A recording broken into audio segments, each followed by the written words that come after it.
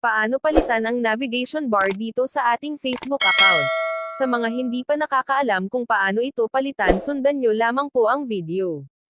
So una mga kabox ay buksan lang po natin ang ating Facebook Blue at hindi ang Facebook Lite.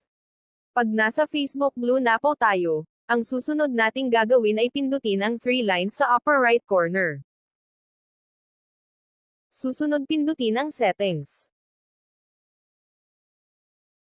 Scroll down at sa Preferences makikita natin dyan ang navigation bar.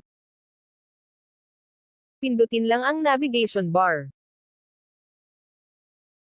Tapos pindutin ang Customize the bar.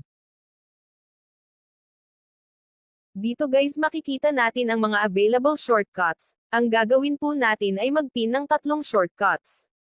Halimbawa sa akin ay Professional Dashboard, Video at Friend Request. Pindutin lang po natin ang auto tapos pindutin ang pin.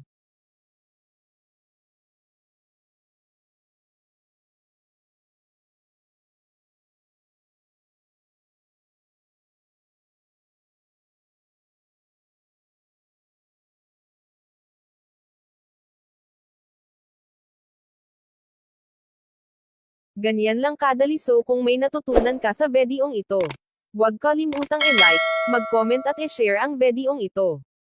Salamat at have a